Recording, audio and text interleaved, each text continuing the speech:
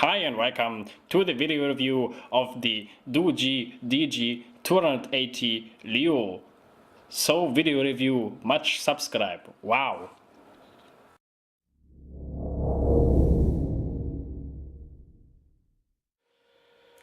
Hi and welcome to the video review of the Doogee DG280. We kindly received this device from the DealeXtreme Online-Shop and you can find the product link as usually in the video description. So let's just start and check out the outer appearance of this phone. The DG280 comes in a plastic shell with a kind of rubber-like texture, which is kind of very grippy, which is pretty nice. And also as a kind of like special thing, this back shell actually even wraps until this very bottom, very corner on the top side, which is pretty nice. For example, it kind of absorbs this middle style of shocks. For example, if it slips out of your hand and falls on the floor, it kind of absorbs it kind of well. I mean, actually, accidentally it happened for me already a few times and I basically couldn't see any kind of scratch, which is pretty nice. The back shells are available in several other colors, like for example in yellow, in green, in red and so on. The only, let's call it, serious color is black available, which is obviously not for everybody, but who likes it actually is giving a greater variety than in most of the phones.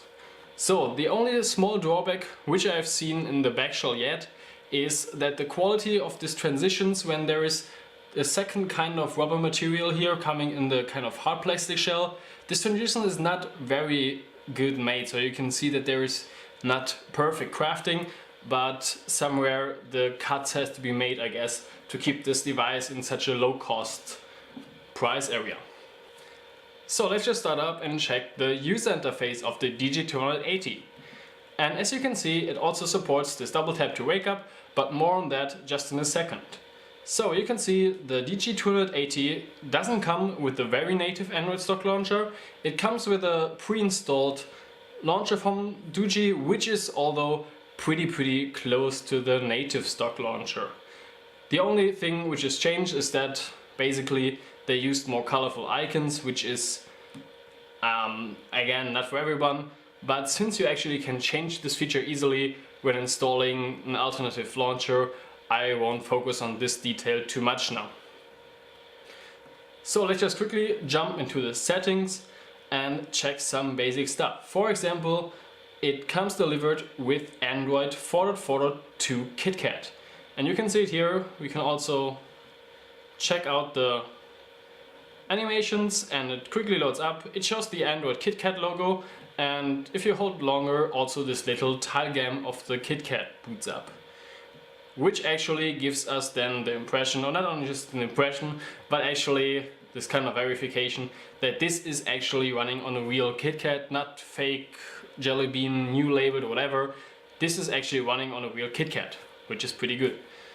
So it also supports, or it should support, wireless update, means firmware over the air.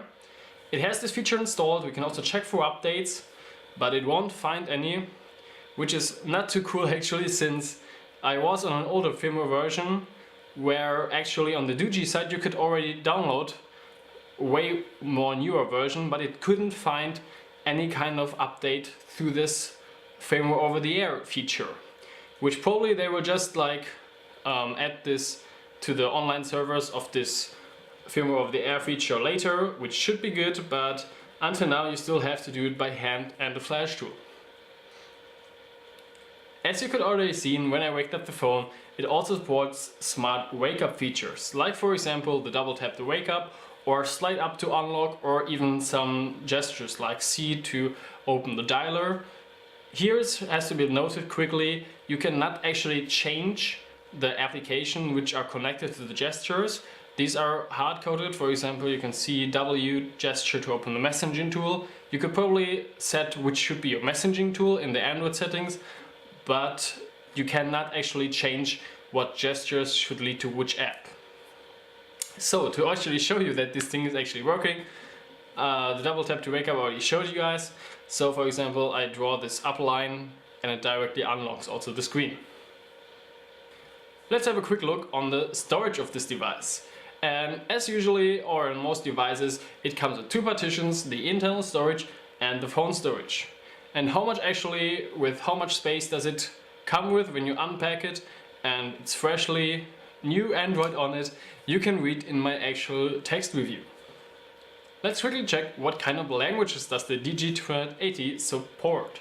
Therefore I quickly go to the language menu and scroll through the available languages, and you can simply pause the video to check then page by page what kind of languages they support and if your wanted language is supported or not.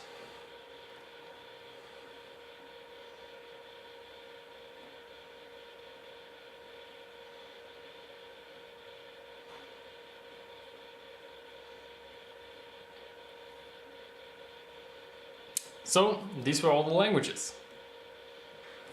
The DG280 also supports the visitor mode, which was added with Android 4.4 KitKat, which is kind of nice feature. I can also activate it here, but actually I don't want to activate it now, so I don't actually do it.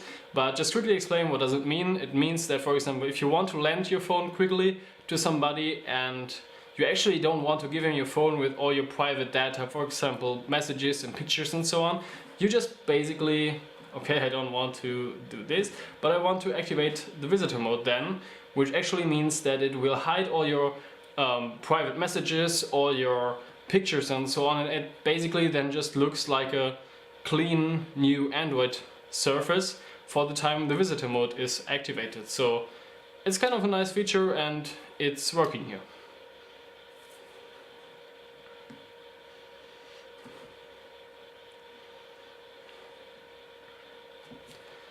So let's quickly check the Antutu 5 benchmark to roughly get an idea how much performances this thing has, and you can see it returns a value of roughly 20,000 points, which is kind of what you expect from this device. It has an MT6582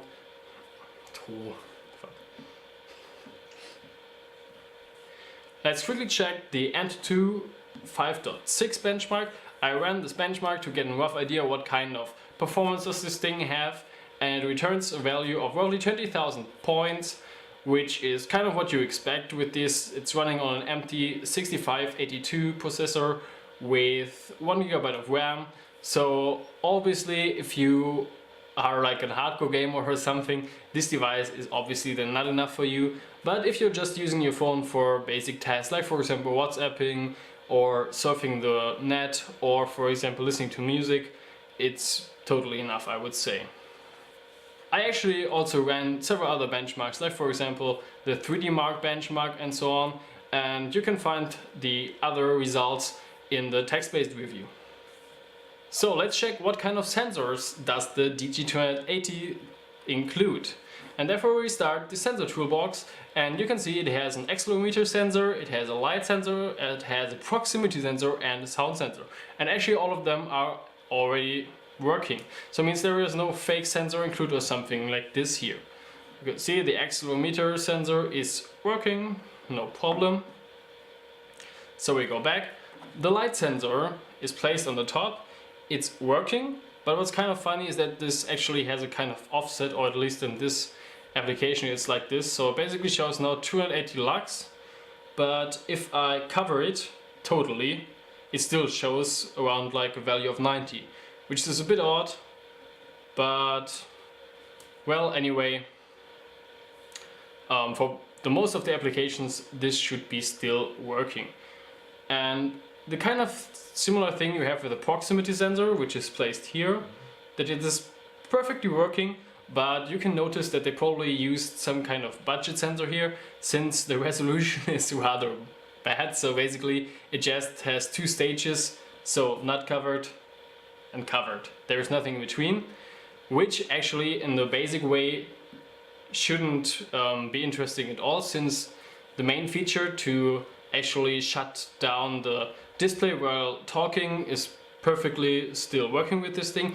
If you're actually using some kind of totally, I mean, special function apps for the proximity sensor, this then probably is not that good, but for the basic feature it actually doesn't really matter. The DG280 also supports USB on the go. To quickly demonstrate this, I have a kind of very normal USB on the go cable and a pen drive here. And herefore I quickly have to note at the beginning that this pen drive is actually formatted in NTFS, which means the Android won't be able to read this properly, so it will just return something like blank USB storage found and it want to format it. But I actually don't want to do this now, but just demonstrate that it actually recognizes this, and this actually means then that it goes into the USB host mode, which is exactly the point of supporting or not supporting USB on the go. So I'll just plug this in, and you can see exactly that happened. It shows me that it actually found a USB storage. So USB on the go is working on the DG280.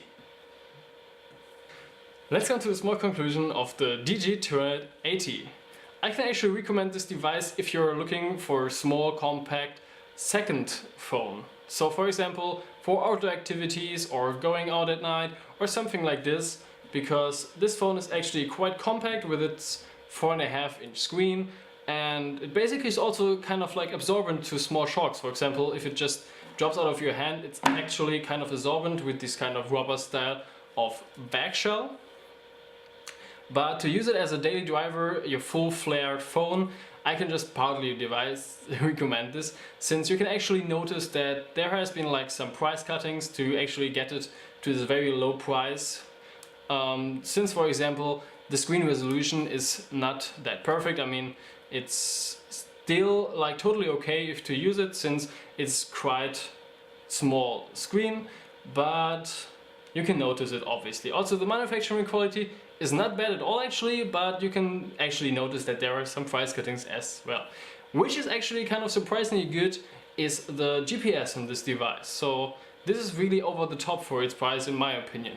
But to have more details on that, for example also how is actually the battery which they put inside here, or how is the camera, how does sample pictures look like, or several other things that you can find in my text-based review. And many other things, so also like a little pro and con list and several other things.